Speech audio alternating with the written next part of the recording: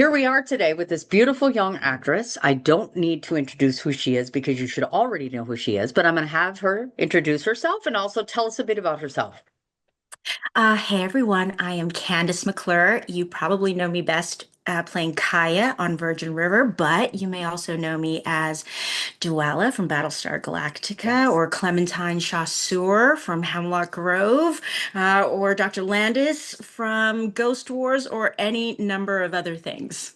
You betcha. Thank you so much for that wonderful introduction. Now, I like to come right out of the gate with these very serious, intense questions. So hopefully this one will kind of knock you sideways.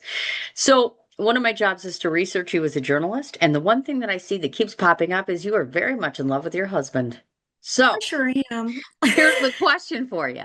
Oftentimes, when you marry someone and you get into this industry, it's a lot of balance and it's a lot of dedication and time, etc. So, tell me a bit about what your partner brings to the table to you professionally. And then, second of all, tell me a bit about his background. Is he creative at all? Oh my goodness. Well, I think the beautiful thing about Clarine, my husband, and I is that we are the opposites in the most complementary way. Okay. I love the way we team up to do things because he thinks of things that would just never occur to me, and vice versa. But we've been friends a really long time. I've known Clarine since I'm 15 years old, 16 years old. We come from very similar neighborhoods in South Africa. And I know his family really well. So there's this other level of communication that we have that is really, really dear to me. I think one of the great kind of foundations and resources of our relationship is that there's a lot we don't have to say to each other. Nice. There's a really deep trust, friendship, and understanding that I have never found before. I really have to say, and it really does form the foundation of our relationship. He is my partner in crime. He is my very good friend. He is literally when I come home, it's the best part of my day is that I get to see him. And we get to tell each other about our days or not, or sit here in complete silence, which we both enjoy. And there's many remarkable things about him, but one of which he is a man who is completely kind of unattached to gender roles in a lot of ways. It's just not a conversation that we have. He just, when I'm busy, when I'm on set, when I'm focused in other ways, he will just pick up the slack. We do that for each other really naturally. We just see when what the other's capacity is, and the other one just kind of fills up and does what needs to be done. And I love that. It's a partnership. It's a real, I feel like I am living life alongside someone. And that's a really, really powerful thing.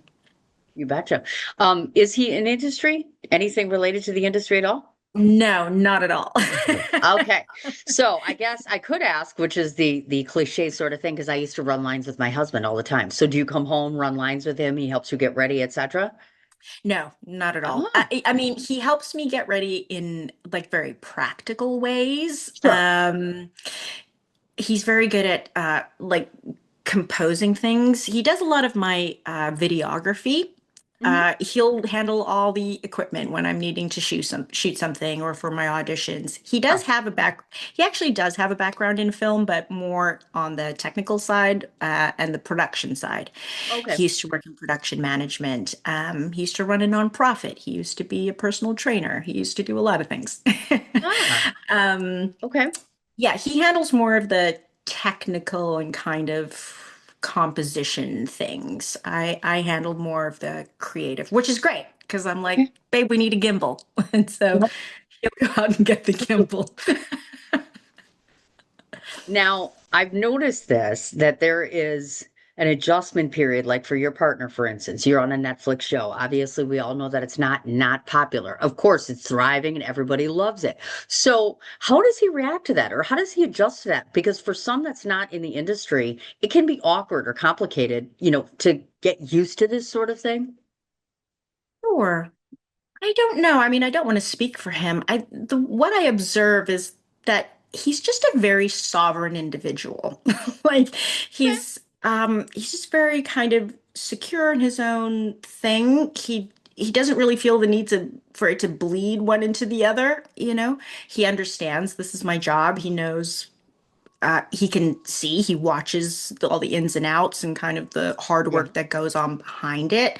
And he does understand it like as my career, a very serious part of my career. So I just don't think he takes any of it on personally. I think the only time it sort of intersects is that he gets kind of protective of me. He knows I mean, he knows my soft underbelly, right? He knows the expressions on my face. He knows my body language. So Mhm. he can tell if I'm tired or am being kind of pulled in a lot of directions, or when we're in public, if people recognize me, he's very just aware of my safety and my energy. But he does it very kind of, I don't know, below the radar. I never really noticed that he's doing it, but he is this sort of protective aura around me. Don't I you just have an know. awe moment right there? That's so sweet. He Um, is. I try not to talk about it too much because I'm just like, people are gonna think I'm human and have a La La Land or relationship. something. Nobody's that great, but he is. He really is. Aw. Now, most people may not know this because they just recognize you from theater or from TV or from film, but it wasn't always meant to be that way. Apparently, you were supposed to have a career in medicine. Medicine is vastly different from movie making, in case you folks don't know that. Huge world of difference here. So I'm always fascinated to ask folks, when you start off in this particular field, what was the mitigating force for saying, you know what, I'm making this huge transition and deciding to get into this film and TV industry? It wasn't a conscious thing. I wish I could say it was, Cindy. I mean, I grew up in a very academic family in South Africa. My grandfather was an eminent surgeon and doctor. He provided a level of care to a group of women in South Africa that didn't exist before. He delivered most of my friends in South Okay. Africa. Yeah, he was a incredibly well known in our community. And as much as I was like, putting on concerts and a very creative, artistic kid, which my mother recognized, my family as a whole, it was just never a possibility. I just never thought that it could be like a job in a way that I sustained myself. But Sure. my grandfather used to take me on rounds with him at the hospital. He used to talk to me about the baby that he delivered, the night before. He used to quiz me on like, once the baby is crowned, how many minutes do you have? What do you do if their shoulder gets stuck, when to aspirate? He would talk to me about these things, and so I got really fascinated by it. And I'm a bit of a science nerd in the back of my head. I like to know how things work, um and so that's what I always thought that I would be a midwife or an obstetric nurse or something like that. Yeah. Uh, Hmm. just because that, within the context of my family and the options open to me, that Yeah. was the one that interested me the most. It was not until I came to Canada, and honestly, I was a bit lost. I had graduated high school with very heavy science and math subjects. I had Hmm. I had gotten a bit of a scholarship to go to university, but I was just not mentally prepared to do it at the time. Sure. And just through happenstance, this opportunity to be in a play came actually across my mother's desk. And my mother went, "Oh, this could be something that you could do. Why don't you Yeah. go and do this?" And I was like, "Sure, that sounds great. Sure." Um, but it was that moment, we rehearsed and did the whole thing, and I had to learn it from scratch. And it was a two-handed place. It was me and another actor, and we put it on at the Fringe, and we sold out. And there was this moment during the course of the play that my character is living in this imagination, but there's a part of the play where the other actor kind of entices the audience to become the audience that lives in my imagination. So they start screaming my name. People start chanting the name of the character. But the Okay. next beat is I have to silence them. And it was always kind of a tense moment in the play because you didn't know if people were paying attention. But I remember the moment that I did it, and you could hear a pin drop, and I thought, wow, is this the power of storytelling? That everybody's minds right now is focused on the next thing that this character has to say. Hmm. We are in a black box, the outside world is far away, and you have the complete attention, eyes, heart, head of this entire audience. And what a power and a privilege that is, to be able to do. And that was kind of the seed of things. I was like, oh, this is a transformative kind of art form. There's another layer to it besides the sort of earn the accolade, make the money, do the thing. There's this other thread that runs through it, and that became kind of the obsession. And as she says that, note she's been doing this for decades. And I want to ask this question to you. There comes a point where someone says to themselves, and this is more for my audience that's wanting to be actors, directors, filmmakers, you name it, anything in the industry. Would it be fair to say to you, there are any negatives to this? Because so many of us are so excited about being on set, being a part of that process, etc. When someone first walks in, or maybe someone who's watching this today that might be losing hope within the industry, is there something they need to be weary of, or walking in, know this, or expect this? Something that you have learned from this industry that you can share? So many things. Hmm. And uh, I really do deeply empathize with the sense of a loss of hope and a loss, you lose steam and you try and think, oh, is there a way? Um, Number one, you have to define what success is to you. Hmm. Some people want to be famous. I've always wanted to work. Okay.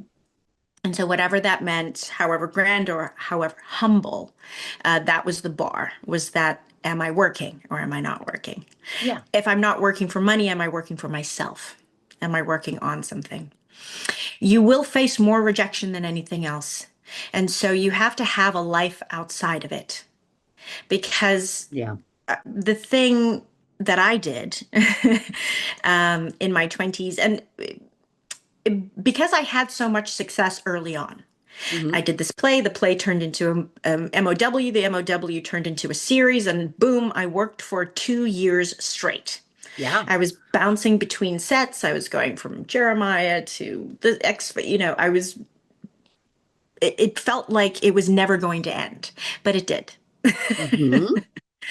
Um, and after a sort of 10 or years of doing that and kind of riding the highs and lows, what I realized was how much of my lived life I had sacrificed.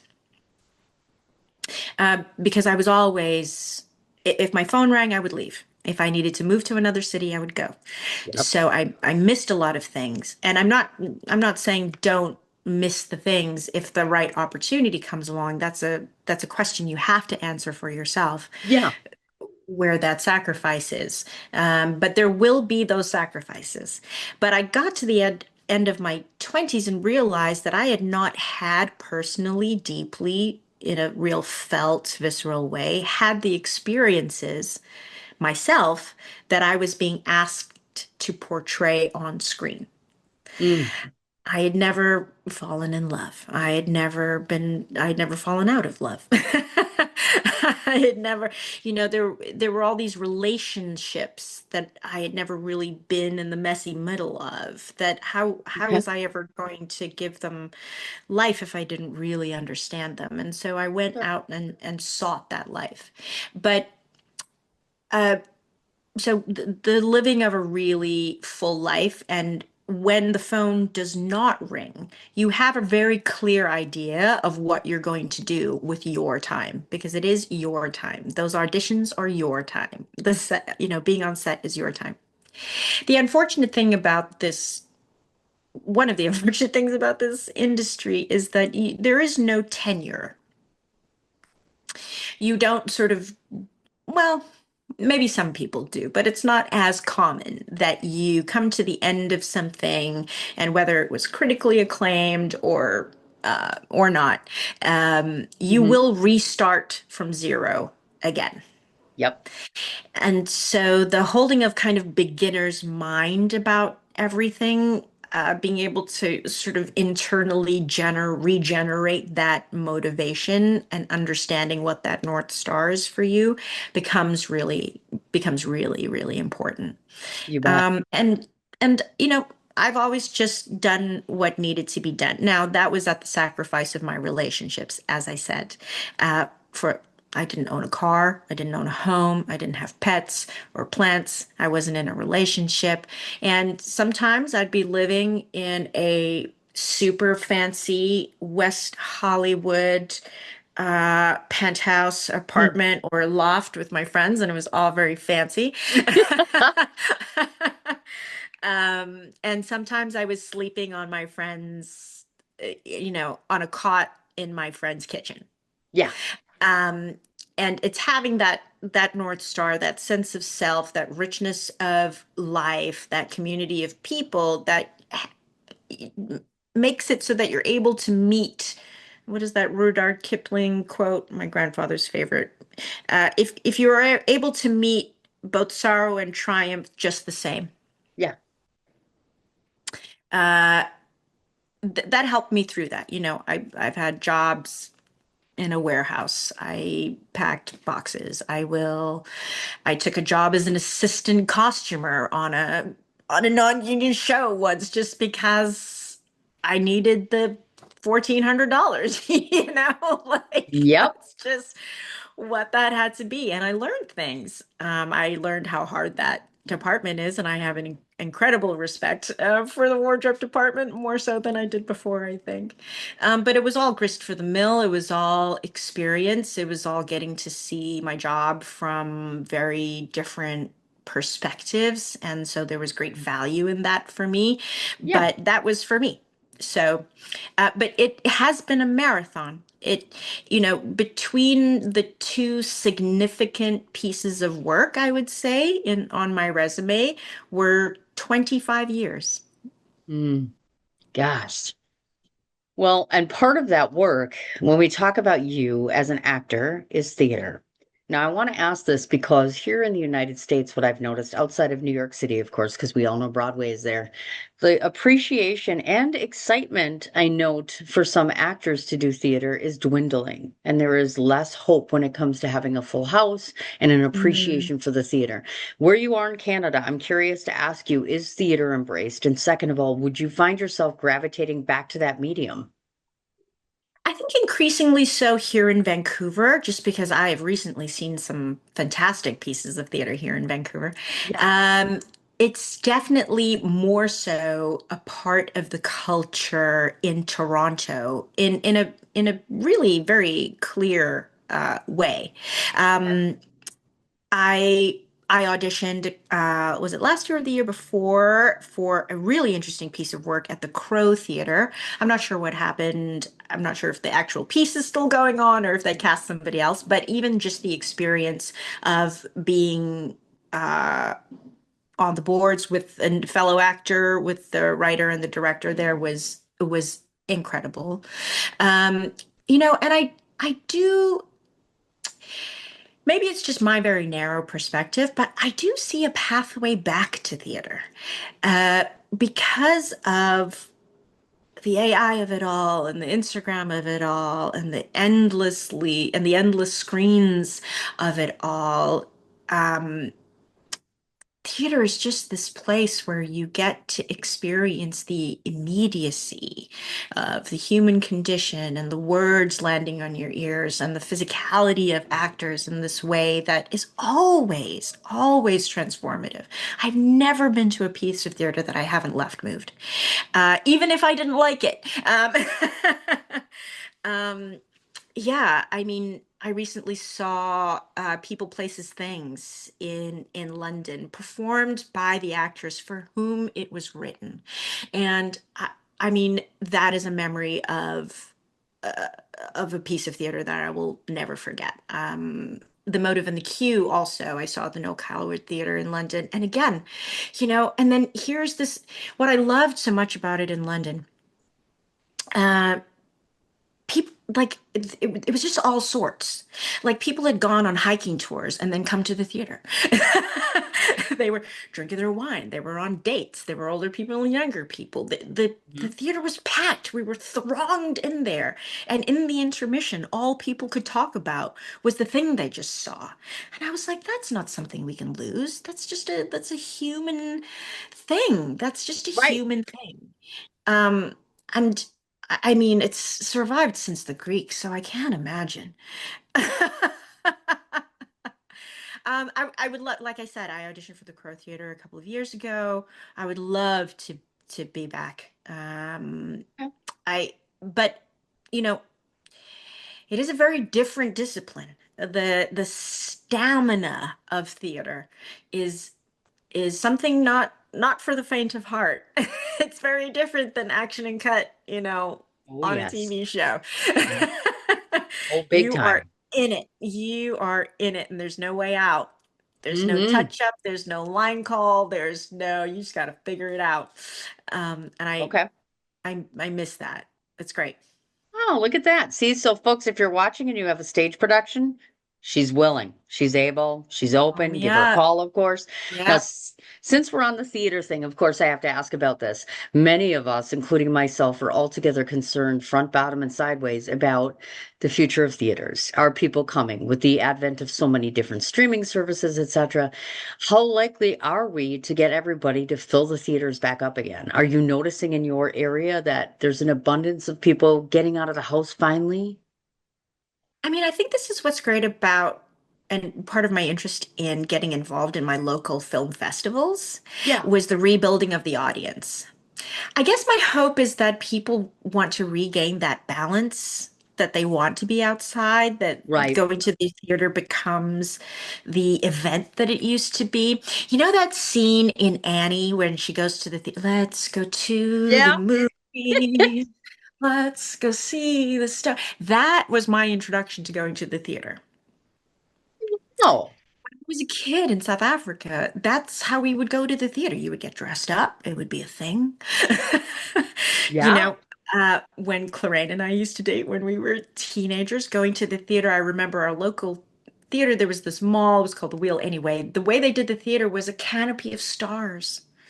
It was always nighttime there. Wow. And when you went up to the floor where the theater was, you were walking into this kind of magical, mystical place. It is that suspension of disbelief in the now, in the moment. And maybe that's what we need to get back to. We need to get back to red plush seats and ushers and the real theatricality of it.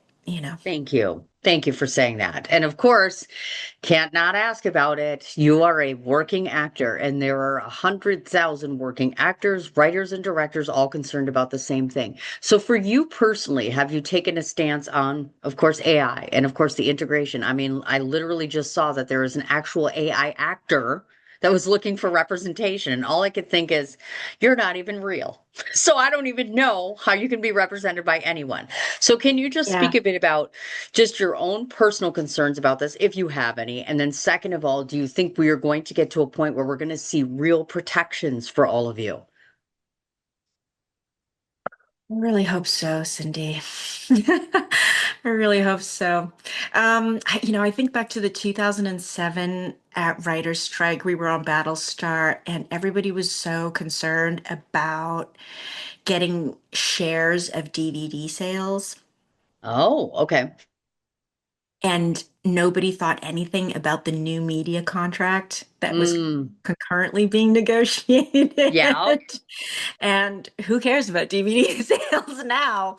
And that new media contract really, really stuck with us, really created an ever shrinking container for writers and actors in particular. Hmm. Um, I don't know what it's going to be with AI. I just, the thing is at our level, well, at my level, I should say, but by the time I have awareness of it and I am trying to negotiate my boundaries or protections around it, it Yeah. seems to me like it's already happened. Okay. The rooms in which those decisions were made have already been visited. Those hands have already been shook. Yeah. And we're kind of coming up behind it going, no, wait, hold on a second. Um, so like the notion that we're going to put the genie back in the bottle, I just don't think that's going to happen. I don't Sure. think it's reasonable. Um, as much as I've worked on Netflix all this time and I'm incredibly grateful for the opportunity that they've given me, but no, but also smaller creators, that's the thing about new media is it opened up platforms for people who were not taken seriously by the big studios, Right.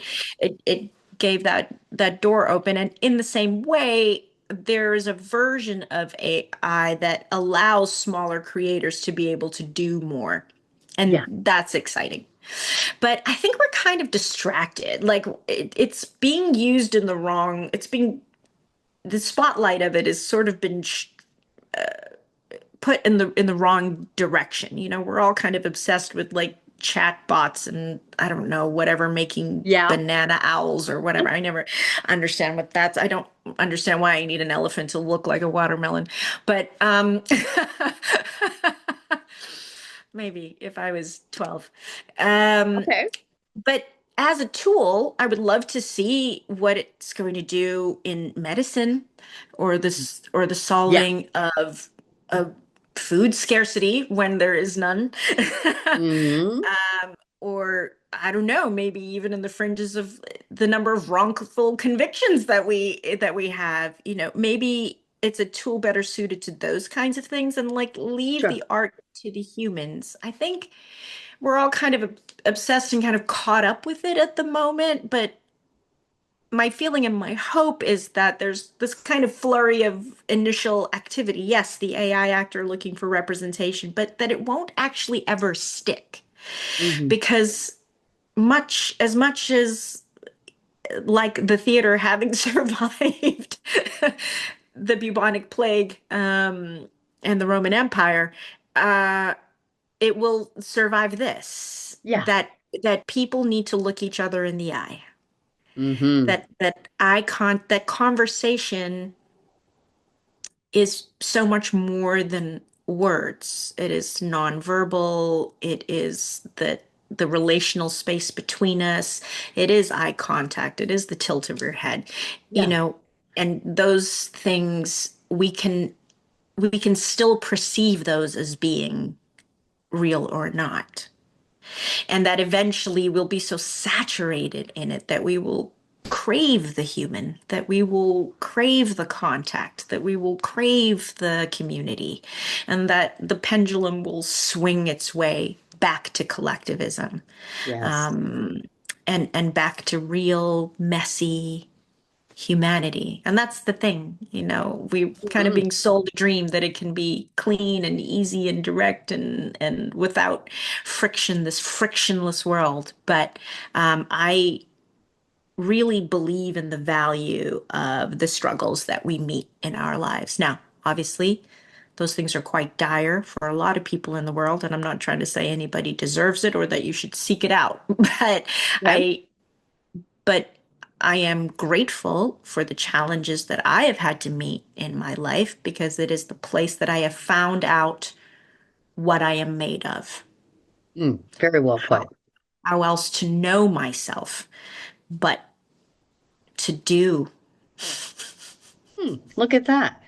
Now, I want to ask you a question specific about locations. I've not been to Canada. I surely have not been to South Africa. So, to anyone besides myself that's listening to this, please tell us a bit about why we want to gravitate to visiting both places. And also give me a glimpse into just the artistic or cultural side, because I'm always fascinated to see what we do about arts and culture in other countries or other places. Hmm. Oh gosh, I could speak endlessly about both those things. Let's see. I spoke earlier about Toronto. There is also Montreal. Montreal is an incredible city. I've never been, I will say, but everybody I know who has been there, it is our Okay. it is our center of the Belle Arts.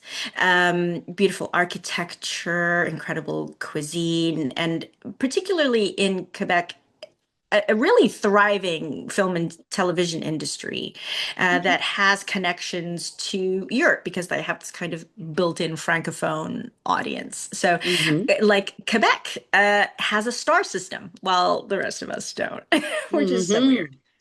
Hmm. I spoke earlier about Toronto and its history of theater Yes.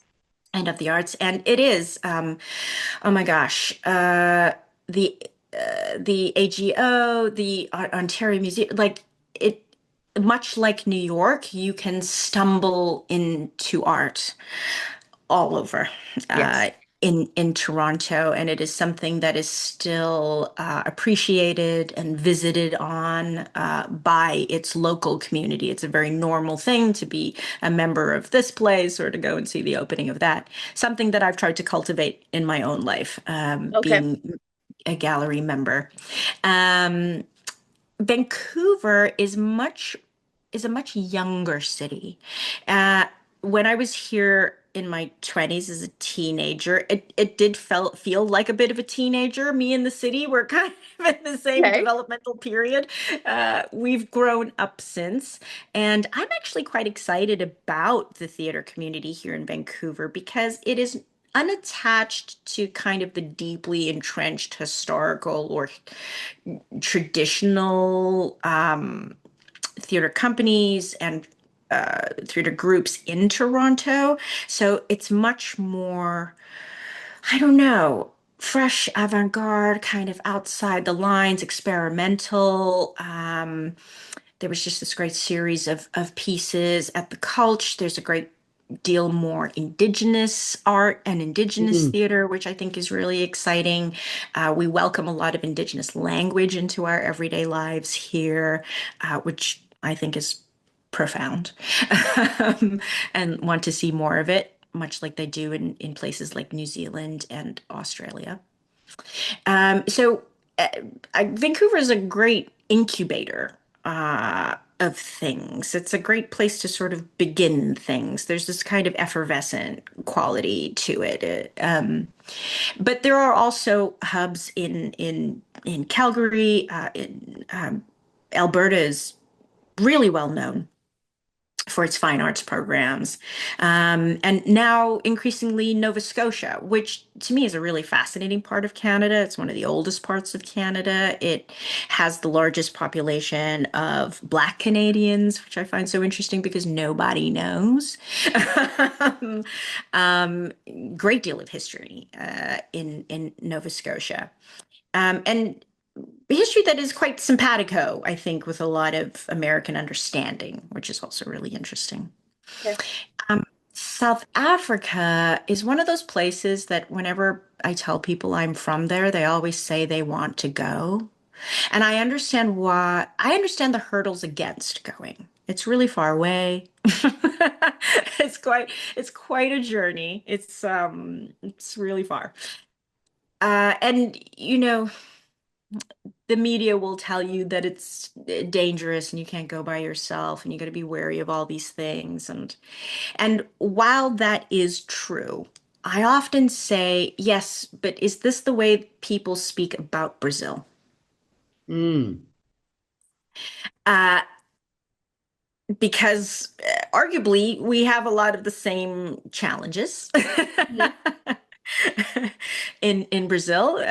Rio, I've heard, is not a place you gotta be switched on. You gotta know where you're going and what you're doing. And I would say very similarly to South Africa. What I love, I don't know how to say what I love. There's too many things about South Africa that I love. One, the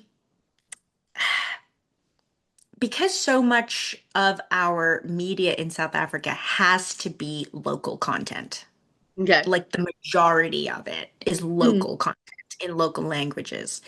There is actually an incredible industry there.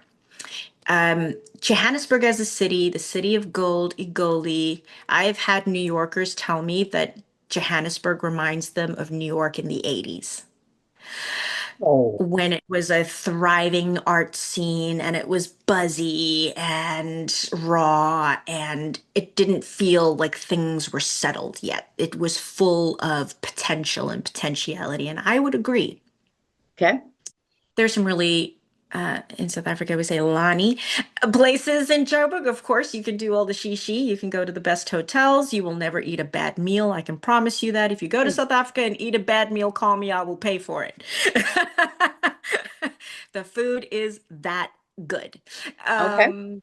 There are incredible clubs and sky lounges and art galleries, and you can get dressed up and you can go out and you can be on the town. You can do all those things. You can go to jazz bars that are smoky and dark and everything that you would imagine a Chicago or a New York or an Atlantic City to be. Mhm. Durban, where I'm from, is kind of I think of it as the Los Angeles of the country, but people think of it as the Miami, and I would say so. It's the beach, the mall, and your grandma's house. Huh. It's the place everybody else in the country goes on holiday. Okay. That's where I'm from. Mm. And then Cape Town used to be described as the Saint-Tropez of Africa. It Mm. is an incredibly eclectic place. You will find people from all over the world there. Again, the art scene is fantastic. The Zietsmoke is an incredible museum amongst many in the city. I know a couple of, your friend group there become like the constitutional lawyer, the nonprofit director, the Mm. sculptor with the new piece on at Zeets, the chef that just came off a tour of wherever, and you're all kind of spilling out of a bar on Long Street listening to reggae music and eating at 3 o'clock in the Yeah. morning.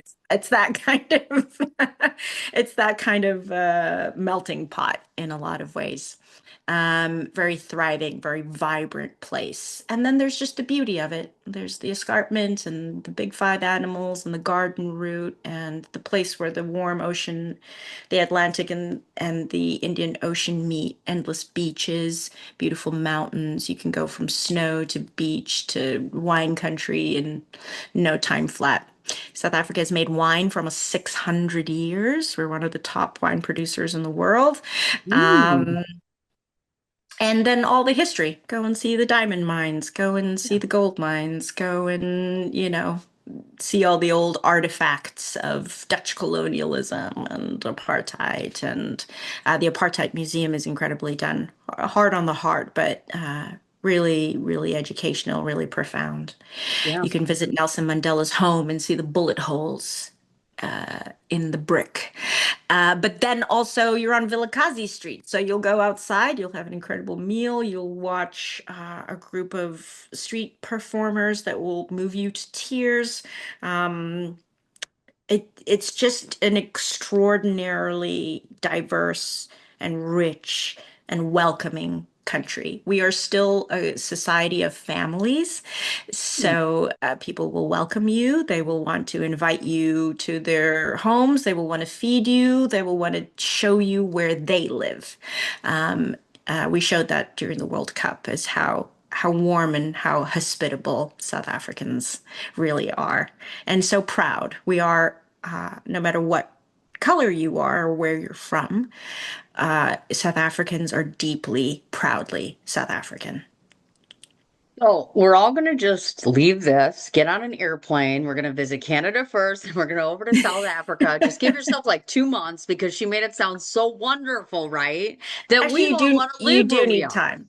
Yeah, you do need time. It's not a thing you can do quickly, particularly South Africa. And you're traveling all that way. At least go for 2 weeks. Come on. That's right. That's exactly right. Now, before we start talking about your acting, I know you're involved in other things. So, first off, I want to talk about your work with the South African Film Festival. And now Hmm. you have a secondary festival you're working with, correct? Hmm. Okay. Yes. So, what I want to know about this is not only tell us about both festivals, but second of all, please tell us, I should say, how you feel that these festivals contribute in a way that's different from some of the other ones that exist right now. Hmm. Yeah. Um, so the South African Film Festival is kind of an arm of Education Without Borders, which is a nonprofit that operates out of Cape Town in South Africa. It's a nonprofit that provides outreach and educational kind of tutoring, different levels of services to learners. They call them learners, not students in South Africa. What I love about Education Without Borders, besides the fact that it's providing real, tangible, safe spaces, employment to people in South Africa, they also do these things where like they'll take kids from Guguletu, which is a township outside Cape Town, that have never seen the ocean and take them surfing. Can you imagine that? You live 2 hours from the ocean and you've never seen it. And Oh. it's those kinds of meaningful experiences that I think are really Mhm. powerful. And besides getting kids through school, helping them in places where they need greater support in math, in English, in whatever it is, providing proper jobs with benefits, with Mhm. a real livable wage and salary for the tutors and the educators that do come on board, the people that manage the nonprofit there. We do film screenings and we invite, we'll sponsor learners to come. And for people for whom a theater is completely inaccessible, at least we'll get them there and they'll get to have that experience. So, really, really love the work that Cecil and Ruth Hirschler are doing. Cecil Hirschler is the guy that was the other actor in the two-handed play that began my career. Nice. That is how I know Cecil and how I've come to work with the South African Film Festival. Um, SAF operates out of New Zealand, Australia, America, and Canada, both Vancouver and Toronto. And we do in-person as well as online events. The in-person events are really powerful. We'll usually try to have, a panel discussion and a musical act or auction or something around it. So it becomes kind of a community gathering, an opportunity for people to be together, which I think is really important. Mm. Oh, you bet. Yeah. So my work with SAF is quite new. It's been, I mean, I don't have to tell you, Cindy, being able to watch these films that people submit, Hmm. I mean, has become like my obsession. I've got two that I'm going to do right after I Look talk to at you. that. I've got two that's due. I have to say this, and I know people don't always understand the power of this because, like, I have my own festival, but I'm judging right now for Nashville Film Festival and also for World Houston in Texas. And so, Mm, what they don't understand is I have such an admiration not only for the directors, but also the actors, the writers, the cast, and the crew. These people are not like the Netflixes of the world, per se. They're mortgaging their homes, they are begging people for favors, and the beauty that they come out with. The independent world produces more film, and obviously, we even do more independent web series and television than regular television does, which people don't get. There's such a magic about that ability to just bring something out of nothing. It's out of just maybe nothing. it's me, but it's fascinating. Oh gosh, no, I mean, the level of respect and awe that I have for some of the pieces that I'm watching. And, some of them are even documentaries. I just watched something about a pangolin, which is an animal I never knew existed. I know more about this pangolin now and I am deeply emotionally invested in the life of this animal now. And that was the power of that storytelling. But even then, I'm thinking of a couple of the things that I've watched. And again, as you say, it's blood, sweat, and tears to get these things done. But they are no less uh, beautifully made, specifically and honestly acted, performed. The cinematography, the costume design is it, the level does not diminish because these people did it on their own. Hmm. There are some really, really profoundly worthy films that I've seen. And I'm just like, how do I tell everybody about this? Okay, I can't do that, but I can't help put it in this festival. Um, and again, um, so SAF I'm newly a part of, though I've known Cecil and Ruth a long time, and so the concentration has just been on film selection at the moment. Of course, I will be doing more as the festival gets closer, but it is a bigger festival. We're in multiple countries. We get larger submissions, arguably. And then there is the New West Film Festival, which is a very it was actually born as an environmental documentary festival about 16 years ago. Hmm. A group of local environmentalists wanted to show films to educate the community about environmental issues. And so that was what it was about for a long time. And then it kind of, I wouldn't say fizzled out, but it changed hands. And that's when I came on, is Okay. this kind of first new year of it being sort of under new management. We respect its roots, but we also see a broader vision for the festival, and so we don't limit ourselves to environmental documentaries.